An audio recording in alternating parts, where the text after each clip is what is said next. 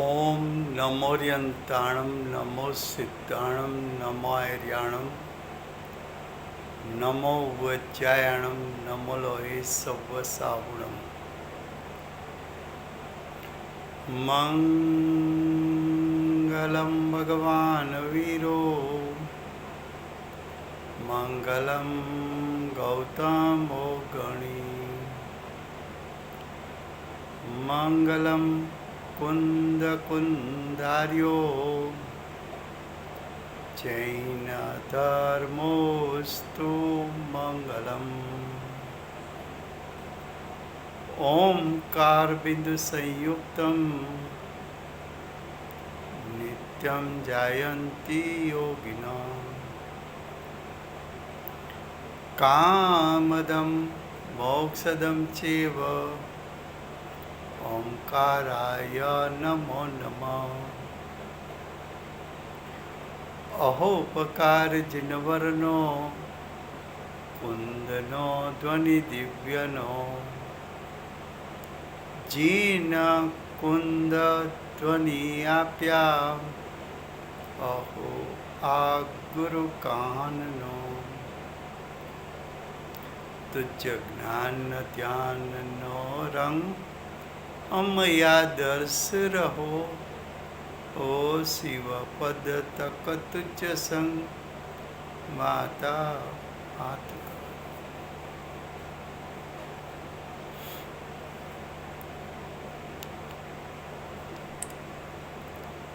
कल का प्रश्न था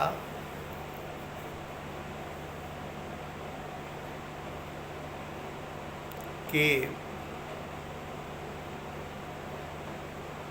बाहर में जो जीवो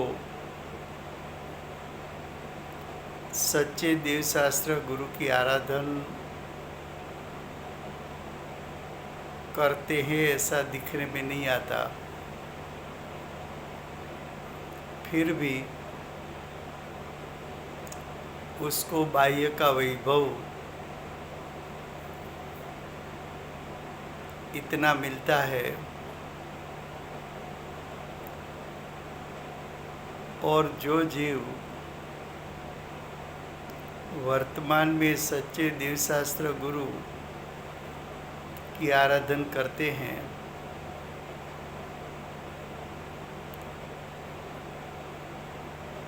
उसको बाह्य से देखा जाए तो कुछ लोग ऐसे हैं कि उसको धन संपत्ति आदि का योग नहीं है,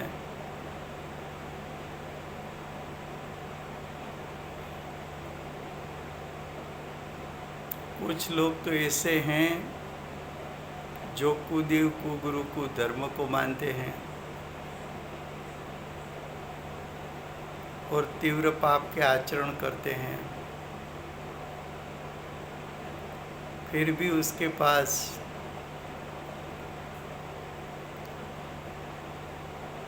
बाह्य संयोगों में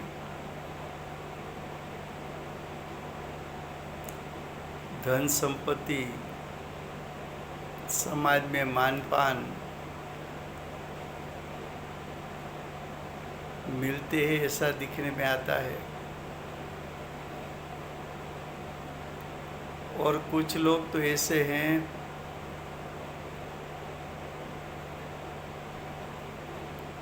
कि जो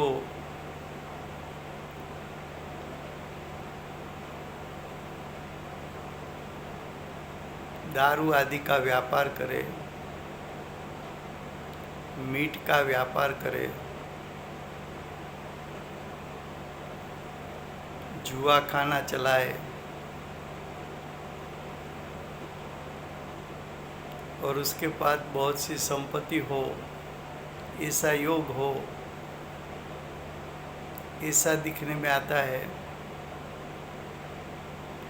और जो सही काम करके पैसा कमाना चाहते हैं तो उसके पास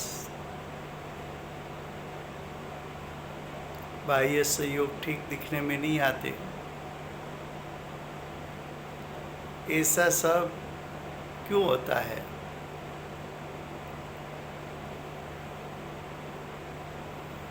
पूज्य गुरुदेव ने बताया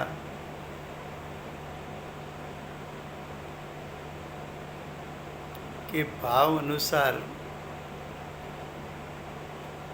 फल मिलता है।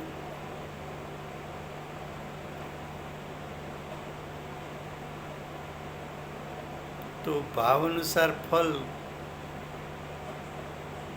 कब मिलेगा?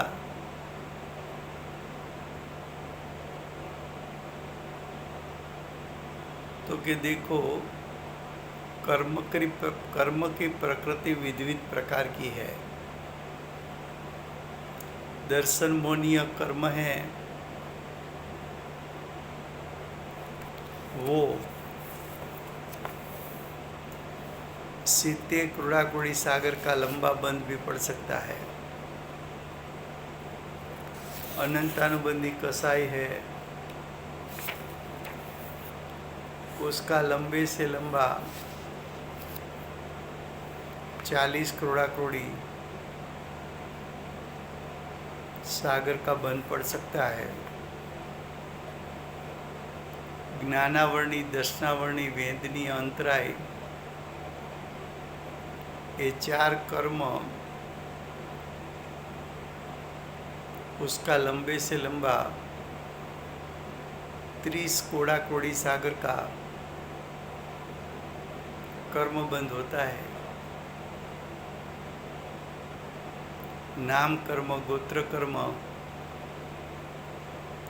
20 कोड़ी सागर का लंबा बंद हो सकता है। और आयु कर्म 33 सागर की स्थिति ज़्यादा से ज़्यादा हो सकती है।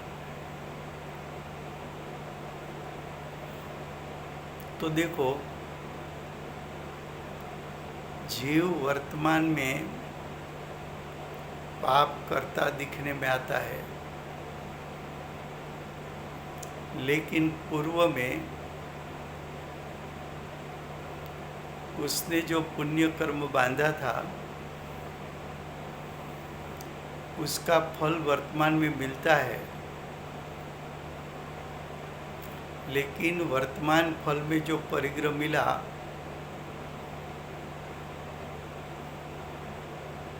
उसमें जुड़कर जो पाप की क्रिया कर रहा है उसका फल भविष्य में आएगा, तब मालूम पड़ता है कि ये पाप का फल क्या है। एक बात ऐसी है। दूसरी बात ऐसी है कि पूर्व भवों में किसी ने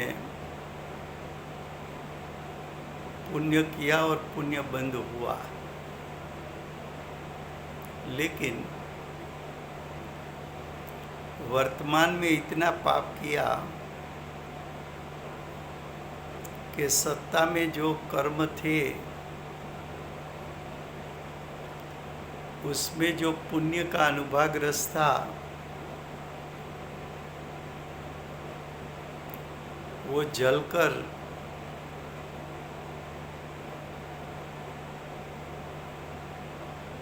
पुण्य का अनुभाग रस जल गया और वर्तमान में जो पाप किया वो नदी के भविष्य में ही उदय में आ गया। उल्टा भी हो सकता है कि पूर्वे पाप बांधा था और वर्तमान में पुण्य बांधा, तो वर्तमान पुण्य के अनुभाग रस के कारण सत्ता में पड़े हुए पाप रस परिवर्तित होकर पुण्य में पलट जाते हैं। तो वर्तमान भव में ही नदी के काल में धन संपत्ति आदि मिल सकती है। जो सत्ता में पड़े हुए कर्म है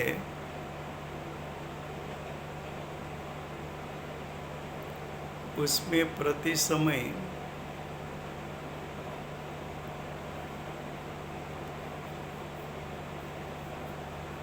समय होता क्या है कि वर्तमान भाव को सत्ता में पड़े हुए कर्म के साथ भी निमित्त नैमित्तिक संबंध है। वर्तमान जो उदय आता है उस कर्म के साथ भी वर्तमान भाव को निमित्त नैमित्तिक संबंध है। और नया कर्म का जो बंध होता है उसके साथ भी जीव के वर्तमान भाव को निमित्त नैमित्तिक संबंध होता है। तो वर्तमान भाव और सत्ता में पड़े हुए कर्म, वर्तमान में पुण्य का जोर बढ़ गया तो सत्ता में पड़ी हुई पाप प्रकृति पलटकर पुण्य प्रकृति हो सकती है, क्योंकि सत्ता में पड़े हुए कर्म उसका स्थिति अनुभाग कम ज्यादा हो सकता है।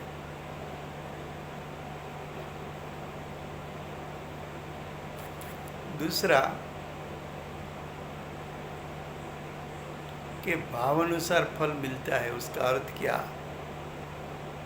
स्थूल दृष्टांत लो। स्थूल किसी ने ऑर्थोपेडिक हॉस्पिटल बनाई सेवा के लिए और उसमें दान भी दिया।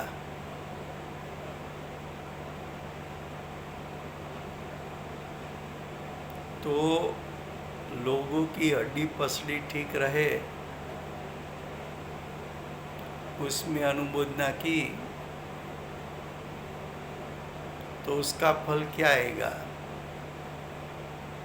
तो कि उसके फल में कोई सच्चे देवशास्त्र गुरु मिलने वाले नहीं है।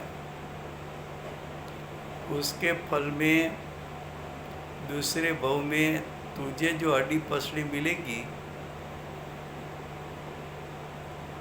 वो हड्डी पसली ठीक ठाक मिलेगी, क्योंकि तेरे भाव अनुसार नाम कर्म का बंध हुआ था और नाम कर्म के उदय में दूसरे भाव में तुझे शरीर की हड्डी पसली उसके जोड़ने वाले स्क्रू नलिका वो सब ठीक ठाक मिले। तो भावानुसार फल है। जो आपको फल दिखने में आता है उस पर से आप निर्णय कर सकते हैं कि पूर्व उसने कैसा भाव किया होगा। दूसरा अनुमान ऐसे कर सकते हो कि जीव के वर्तमान भाव देखकर उसको भविष्य में क्या फल मिलने वाला है।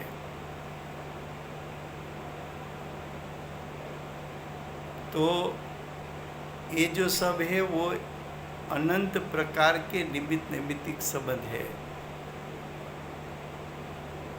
अनंत प्रकार के।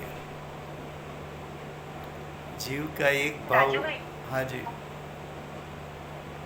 आपने कहा पूर्व के पुण्य के अनुसार, तो पूर्व में क्या सत्यदेव शास्त्र गुरु की आराधना की तो बाहर में वैभव मिला नहीं, या फिर बंधकशाही की? नहीं, मैंने बताया ना कि भाई आपने एग्जाम्पल दिया ना कि ऑर्थोपेडिक हॉस्पिटल बनाया तो उसके फल में क्या मिलेगा?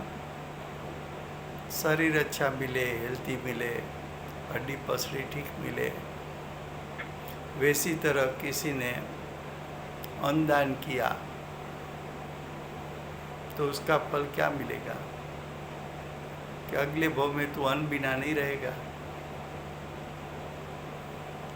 तूने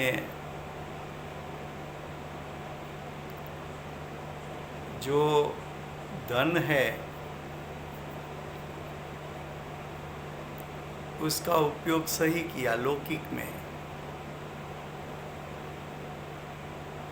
तो भी भविष्य में उसको धन मिल सकता है, शरीर भी अच्छा मिल सकता है। लौकिक एजुकेशन दिया तो भविष्य में उसको बाहर का क्षोभसम ज़्यादा मिलेगा, लेकिन बाहर का मिलेगा, अंतरंग का नहीं। और किसी ने पंच परमागम पढ़ाए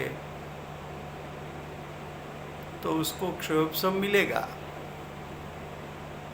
अंतरंग के लिए मिलेगा। आपको सिर्फ एक ही बात याद रखनी है कि भाव अनुसार फल मिलता है, तो कौन से भाव होना चाहिए।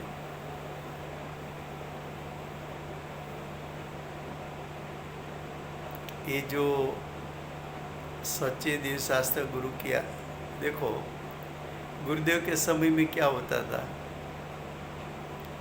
कि गुरुदेव की लकड़ी को छुपा के लोग ले जाते थे और ऐसा मानते थे कि गुरुदेव की लकड़ी में कुछ है। कांजी स्वामी लकड़ी किसी के सिर पर घुमा दे तो वो पैसे वाला हो जाता है। अब सच्ची बात तो क्या थी कि गुरुदेव तीर्थंकर का द्रव्य वर्तमान में सम्यक दृष्टि, वर्तमान में उसका जो स्वाध्याय शुद्ध यानी पाप क्रियाओं से रहित, उसका उपदेश भी ऐसा निष्प्रू और उसका उपदेश भी ऐसा कि जीव भाव में बिठा ले तो सम्यक दर्शन ज्ञान चारित्र प्रकट हो जाए।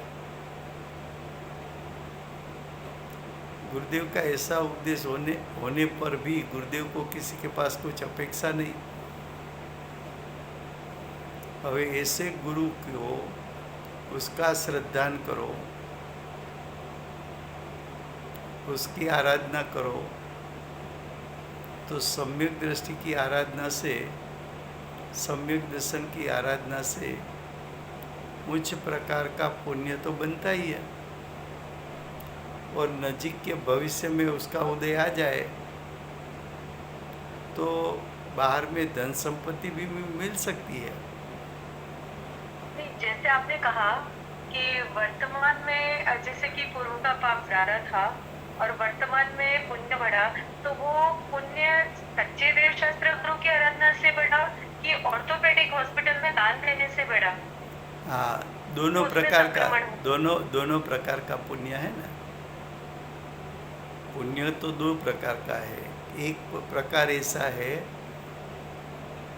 कि जो बाहर धन संपत्ति की इच्छा रखता हो, और दूसरा पुण्य ऐसा है कि मुझे सच्चे देव शास्त्र गुरु मिले तो मैं मेरा हित करके मोक्ष मार्ग प्रकट करके मोक्ष प्राप्त कर लूँ, ऐसी भावना के साथ होता है। तो पुण्य का प्रकार कितना है मैं आपको बताऊं।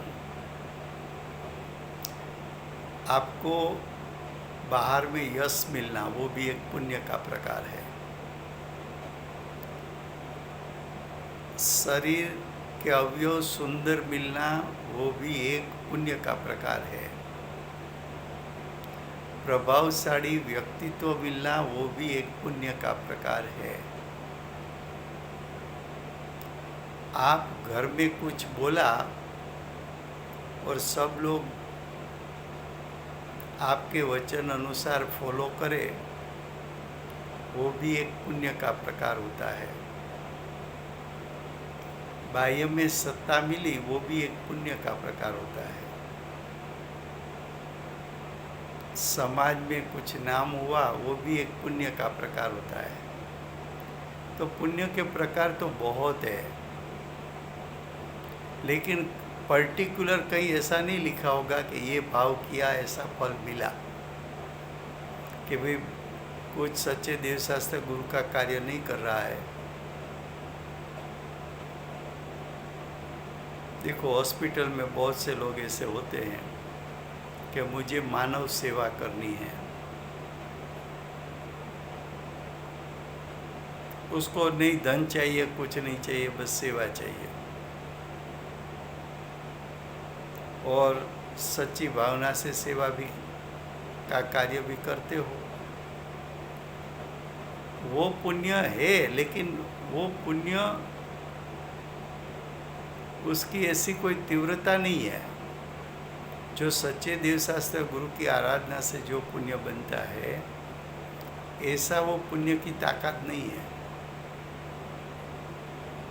हॉस्पिटल आदि बनाया तो उसमें ऐसी कोई पुण्य का तीव्रता नहीं है। जो सच्चे देवशास्त्र गुरु की आराधना से, आगमों को पढ़ने से, आगमों को पढ़ाने से,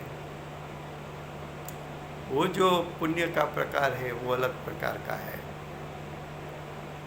देखो ने, विश्व में बहुत से लोग पैसा वाले हो, लेकिन रात को पार्टी करके दारू पीते हैं, जुआ खेलते हैं, सब प्रकार के पाप करते हैं। तो पूर्व का पुण्य था, धन आया, लेकिन वो धन के संयोग में फिर से पाप बांधा और तीव्र पाप हो गया, तो यही भव में सब कुछ चला भी जाए। लोगों को हम देखते हैं ना कि जन्म हुआ तो लोग बोलते हैं कि भाई उसके तो फैमिली के पास इतना पैसा था, आज कुछ नहीं है, खाने की भी तकलीफ है, पलट गया सब। क्यों? तीव्र पाप का उदय आया, सब चला गया। लेकिन कोई निश्चित बात आप उसके बारे में नहीं बता सकते कि ऐसा किया तो ऐसा ही हुआ, क्योंकि भाव सब सूक्ष्म है।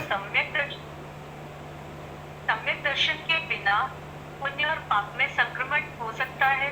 हाँ, होता है ना। अच्छा। और दूसरी तरफ से देखो तो शास्त्रों ने क्या बताया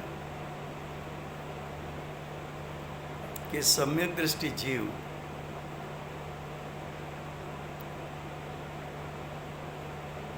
जिस भाव में सम्यक दर्शन प्राप्त हुआ और साधना पूर्ण नहीं हुई, या तो समझ लो कि सम्यक दर्शन होने के बाद भी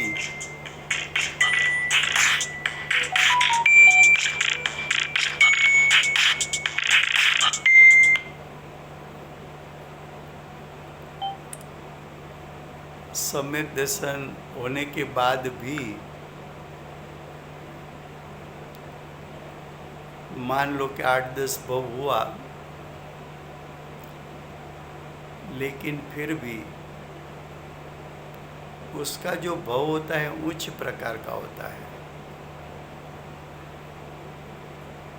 चक्रवर्ती राजा बने, इंद्र बने, स्वधर्म इंद्र बने, तो सोच लो कि मिथ्यात्व और अनंतानुबंधी कसाई का नाश हुआ, वो सबसे बड़ा पाप है। मिथ्यात्व और अनंतानुबंधी कसाई, उसमें सबसे बड़ा पाप मिथ्यात्व, क्योंकि मिथ्यात्व के कारण 70 करोड़ा कोड़ी लंबा आयुष्मान का बंद पड़ सकता है। 70 करोड़ा कोड़ी का लंबा कर्म बंद हो सकता है, और अनंतानुबंधी से 40 करोड़ा कोड़ी सागर से ज़्यादा नहीं बंद पड़ता। तो ऐसे जो तीव्र में तीव्र पाप है उसका नाश हो गया। अब राजू भाई, हाँ, ये जैसे कि आपने पुण्य पाप की अपनी बात चली, तो इसमें जैसे पुण्य पाप तो हमको दिखा, पर ये मिथ्यात्व तो हमको दिखता नहीं है। हमारे एकदम जैसे हमको ऐसा लगता है कि हमने क्या मिथ्यात्व किया, हमने जैसे हमने खाना बनाया, मैंने दुकान चल रही, मैंने बच्चों को पाला, तो इसमें क्या मिथ्यात्व है? ये मिथ्यात्व क्यों पकड़ में नहीं आता आपको? तो उसमें क्या मिथ्यात्व है कि खाना बनाने के उसमें समय क्या- मैं खाना बना सकता हूँ, ये अभिप्राय मिथ्यात्व है। मैं दुकान चला सकता हूँ, वो अभिप्राय मिथ्यात्व है। मैं बच्चे को अच्छी शिक्षा दे सकता हूँ तो दूसरे के परिणाम मैं ठीक कर सकता हूँ, वो मिथ्यात्व है। तो मिथ्यात्व इससे तो वो विद्या तो कुछ लगता नहीं है। हाँ, लगता नहीं है, लगता नहीं है, वही बताया ना गुरुदेव हाँ। ने। वैसे देखो ने तो 363 पाखंड मत है। उस मतों में मिथ्यात्व की बात करने वाले कितने लोग हैं? कोई नहीं है। अच्छा, जैन में भी आओ तो स्थानक वाले या श्वेतांबर जैन मूर्ति पूजक, उसके जो कुछ साधु महाराज है, मिथ्यात्व छोड़ने जैसा है ऐसा उपदेश देने वाले कहाँ हैं? दिखते ही नहीं। जो मिथ्यात्व सबसे सूक्ष्म भूल है, सूक्ष्म भी है, और वो भूल तीव्र से तीव्र पाप है। जब तक मिथ्यात्व का नाश नहीं होता तब तक सम्यक दर्शन प्राप्त नहीं होता। यानी मिथ्यात्व के कारण संसार है, चार गति है। मिथ्यात्व के कारण अनादि से आज तक संसार उत्पन्न हुआ। लेकिन मिथ्यात्व का स्वरूप समझने की गंभीरता, वो तो गुरुदेव ने बताई कि सम्यक दर्शन प्राप्त होने से जीव को धर्म की शुरुआत होती है।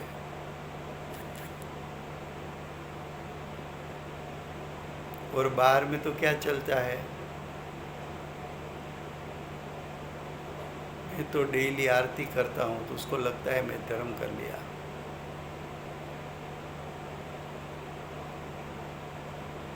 कोई कुदेव के मंदिर पर गया, नारियल फोड़ा, उसको लगता है मैं धर्म करता हूँ। हर सैटरडे हनुमान पर तेल चढ़ाया, उसको लगता है मैं धर्म करता हूँ।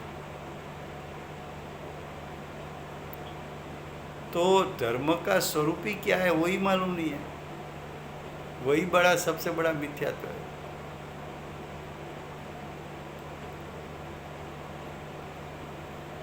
मिथ्यात्व दिखता नहीं है वो भी सही है। और हर समय हम आपने कहा जैसे हनुमान जी पे गए, नारियल फोड़ा, उस पर तेल चढ़ाया, तो वो तो फिर भी दिखता है कि ये ग्रहित मिथ्यात्व है, ये नहीं करना चाहिए, आपको छोड़ना चाहिए। नहीं, वो तो हमें ये सुना है इसलिए हमें लगता है। लेकिन जो जीव जाएगा वहाँ,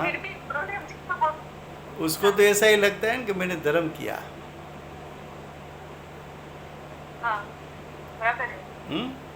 वो तो समझ लो गुरुदेव माता जी का इतना हमारे लोग पर आशीर्वाद है कि ये सब गुरुदेव माता जी ने बताया और हमने माना भी सही, और ये सब कुछ कुदेव कुगुरु कुशास्त्र को छोड़ भी दिया। लेकिन उसके छोड़ने के बाद भी परद्रव्य का परिणाम मैं कर सकता हूँ, परद्रव्य के परिणाम का मैं भोक्ता हो सकता हूँ, और मैं निमित्त नहीं होता तो कार्य नहीं होता। ये सब अभिप्राय तो हमारे में भी है। शब्द से पूछो तो जवाब भी वही देगा कि एक द्रव्य दूसरे द्रव्य का कार्य नहीं कर सकता, और दूसरे ही मिनट बोलेगा कि मैंने उसको समझा दिया।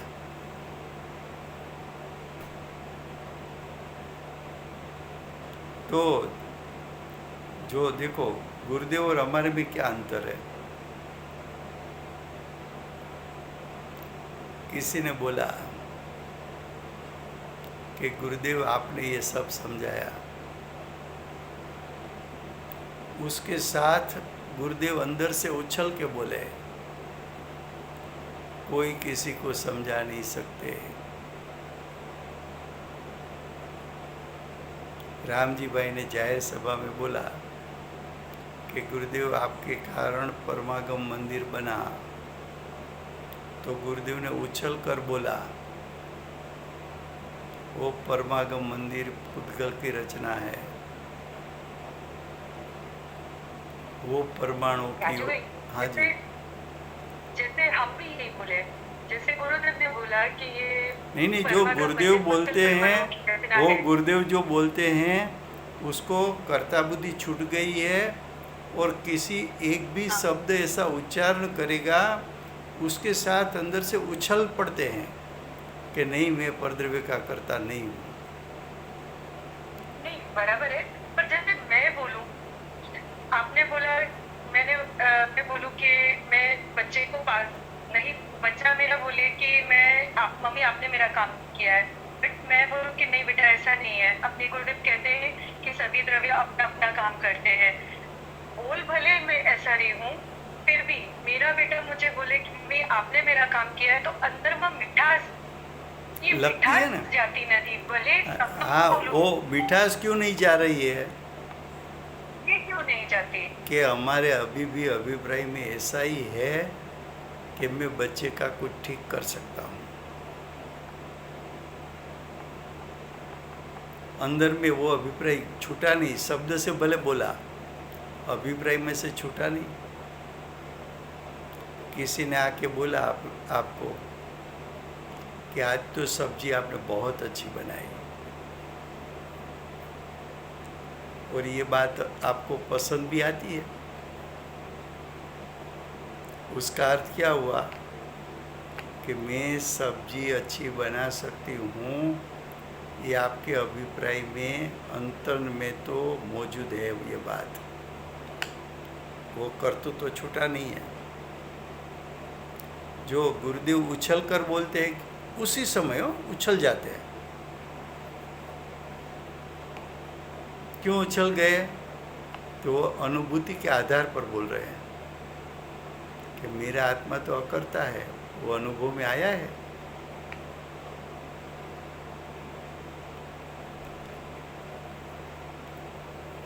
आपके कारण गुरुदेव ये मंदिर बना।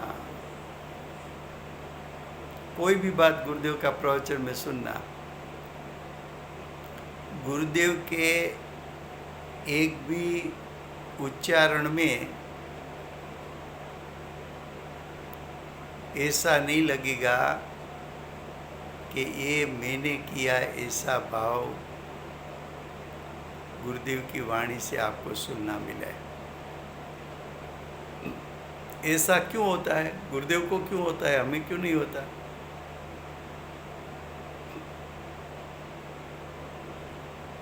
तो जब जिसको आत्मा की अनुभूति के काल में ज्ञायक प्रतीत में आया, और जो ज्ञायक का स्वरूप ज्ञान ने जान लिया, तो प्रतीत और ज्ञान में ऐसा आया कि मेरा ज्ञायक अनंत गुणात्मक होने पर भी उसमें एक भी गुण ऐसा नहीं है कि परद्रव्य के परिणाम का कर्ता भोक्ता बन सके। ऐसा प्रतीत कर लिया है, इसलिए आता है इतना जोर से। हमें अनुभूति करके प्रतीत नहीं किया है, अंतर है वो।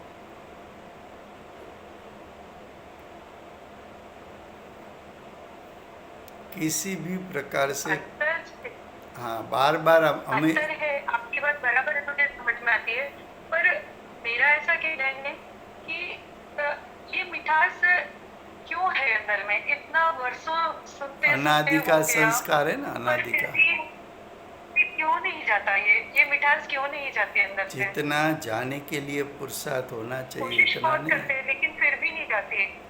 नहीं, मैं आपको बताऊं कि जब ब्रह्मचारी बहनों का आश्रम बना, तब गुरुदेव उद्घाटन में गए, और गुरुदेव ने हर रूम में जाके देखा। सब बहनों को ऐसा हुआ कि गुरुदेव हमारे रूम पर पगला किया। तो गुरुदेव ने रूमों के साथ छोटा किचन था, वो देखा तो गुरुदेव बोला कि यहाँ ये सब लड़की रसोई बनाएगी तब ऐसा घुटन करेगी कि मैं ये रोटी नहीं बना सकती।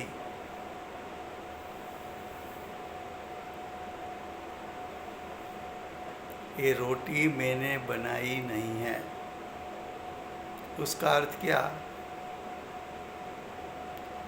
कि आपको हर समय सविकल दशा में जागरूक रहना है कि मैं परद्रव्य के परिणाम का कर्ता नहीं हूँ, परद्रव्य के परिणाम का भोक्ता नहीं हूँ। भोजन लेने समय हमें घुटन करना है कि जीव शरीर से भिन्न, जीव ये जीव से भिन्न, जीव ये रसेंद्री से भिन्न, जीव ये आहार से भिन्न, जीव ये आहार के रसगुण से भिन्न, जीव ये रसगुण की पर्याय खट्टा मीठा आदि, उससे मेरा जीव तो भिन्न है। मैं उसका कर्ता कैसे बन सकता, उसका भोक्ता कैसे बन सकता? ऐसा घुटन क्यों करना है? अनादि का जो संस्कार है वो तोड़ना है। कोई जैसा आपको बोले कि आपने ऐसा किया, उस समय जागृत हो जाना चाहिए कि मैं तो पर का कुछ कर नहीं सकता और ये मुझे कहता है कि मैंने ये किया। वे अनादि से मैं परद्रव्य का परिणाम का कर्ता बन सकता हूँ, ये व्यसन तो अनादि का है। तोड़ने में पुरुषार्थ कितना चाहिए, काल भी कितना चाहिए, अनंता पुरुषार्थ चाहिए सम्यक दर्शन प्राप्त करने के लिए।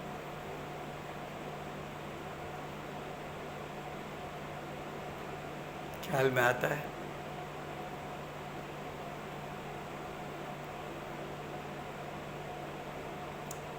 बराबर। हाँ, हर कार्य में एक एक बात आचार्य भगवान भी कितना घूट घूट के बताते हैं। देखो, दोपहर समयसार चलता है तो आचार्य भगवान ने किसको अजीव कहना, कितनी गाथाओं लिखी और अमृतचंद्राचार्य ने उस पर कितने श्लोक रखे, एक ही बात बताने के लिए। जीव कौन और अजीव कौन, जीव का असल स्वरूप क्या, अजीव का असल स्वरूप क्या। अनादि का अज्ञानी किस किस अजीव को जीव मानता है, कितना लंबा चौड़ा विश्लेषण किया और कितनी बार घुटाया। क्यों? तेरा अनादि का संस्कार वैसे जाने वाला नहीं है। ये तो गुरुदेव माता जी जैसे जीव पूर्व की तैयारी करके इधर आए,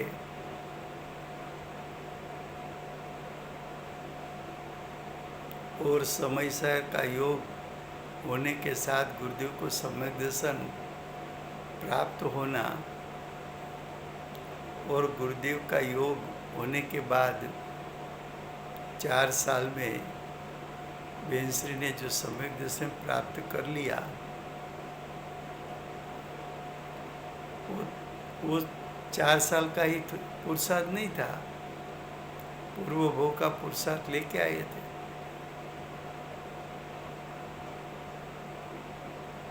फिर भी हम ये बात को हाईलाइट ज़्यादा नहीं करते कि गुरुदेव माता जी पूर्व भोग के संस्कार लेके आए थे, कार्य करके आए थे। क्यों ऐसी बात नहीं लेते कि ऐसी बात लोगे तो तेरा पुरुषार्थ जितना उठना चाहिए इतना पुरुषार्थ नहीं होगा तेरा। तुझे तो इतना ही लेना है कि गुरुदेव को समयसार मिला, उसके साथ एकांत में बैठकर समयसार का चिंतन मनन घोलन करने के लिए बैठ गए।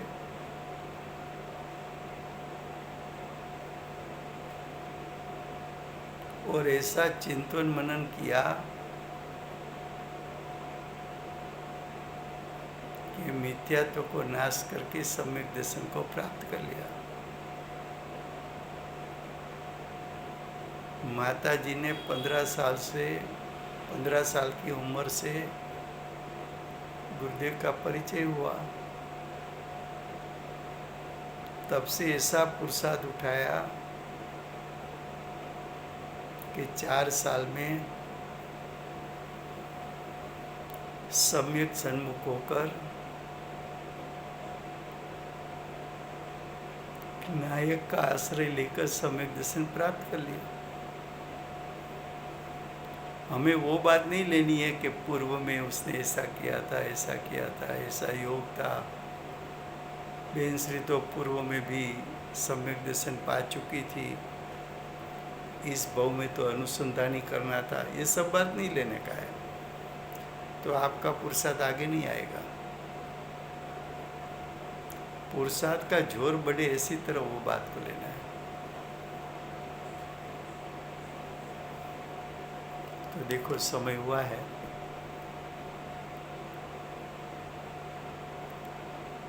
वर्तमान 24 ना आखरी तीर्थंकर बाल ब्रह्मचारी महावीर भगवान नो जय हो। महाविद्य क्षेत्रे बिराजता साक्षात प्रथम तीर्थंकर धर्म धुरंधर अनंत चतुष्टयना धारक दिव्य ધ્વનિના દાતાર આપણા શાસન ઉપકારી શ્રી સિમંદર ભગવાનનો જય હો। કડીકાળ સર્વજ્ઞ કેવળ જ્ઞાની તળેટીમાં બેઠેલા મહાસમર્થ આચાર્ય ભગવત શ્રી કુંકુંદાચાર્ય દેવનો જય હો।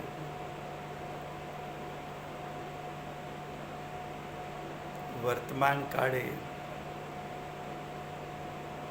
જીવનું યથાર્થ સ્વરૂપ સમજાવનાર તીર્થના નાયક, તીર્થના સ્થાપક, તીર્થના પ્રવર્તક પરમ કૃપાળુ શ્રી સદગુરુ દેવનો જય। પૂજ્ય ગુરુદેવના ભવોનો મહિમા બતાવનાર स्वानुभव युक्त जातिस्म ज्ञान युक्त प्रसव मूर्ति भगवती मात नो जय हो। सम्यक दर्शनी प्राप्ति मानी मित्रों सर्वजिनवाणी मात नो जय हो। पूज्य गुरुदेव और माताजी साधना भूमि सुवर्णपुरी धाम नो जय हो। सुवर्णपुरी धाम में बिराजता सर्वे देव शास्त्र गुरु भगवान नो जय हो। वर्तमान गुरु अने धातु की महाविद्य क्षेत्रना भावी तीर्थंकर શ્રી સૂર્યકીર્તિ ભગવાનનો જય હો. શ્રી સૂર્યકીર્તિ ભગવાનના સમૂહ શરણના મુખ્ય ગણધર દેવેન્દ્ર કીર્તિનાથ ભગવાનનો જય હો. પરમ દિગંબર જૈન ધર્મનો જય હો.